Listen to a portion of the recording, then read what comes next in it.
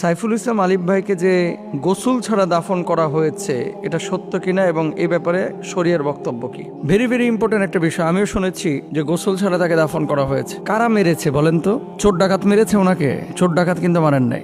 মারছে হচ্ছে অমুসলিমরা, মেরেছে হচ্ছে ইসলামের প্রতিপক্ষ যারা আছে, মেরেছে তারা যারা ইসলামকে পৃথিবী থেকে মিটিয়ে দিতে চায়, মুছিয়ে দিতে চায়। আক্রোশ, ক্ষোভ, সেখান থেকে কিন্তু আঘাত করে তাকে শহীদ করা হয়েছে। ওলামা ইকরামের ফতোয়া এরকমই যে কেউ যদি এইরকম কোন অমুসলিমের হাতে এইভাবে মারা যায়, আল্লাহ তাআলা তাকে শাহাদাতের মর্যাদা দেন এবং সেক্ষেত্রে গোসল ছাড়াই তাকে দাফন করতে হয়। এই জন্য সাইফুল ইসলাম ভাইকে গোসল ছাড়া দাফন করা হয়েছে। আল্লাহ সুবহানাহু ওয়া তাআলা পবিত্র কোরআনুল কারীমের মধ্যে কি বলছেন একটু খেয়াল করেন। যারা আল্লাহর রাস্তায় লড়াই করে তাদেরকে তোমরা মৃত বলো না, যারা শহীদ হয়েছে তাদেরকে মৃত বলো না, বরঞ্চ তারা জীবিত, তোমরা তা বুঝো না। সাইফুল ইসলাম আলিফ ভাই তিনি হিন্দুদের হাতে মারা গিয়েছেন এবং তাকে জবাই করে হত্যা করা হয়েছে। কি মর্মান্তিক, কতটা আক্রমণ!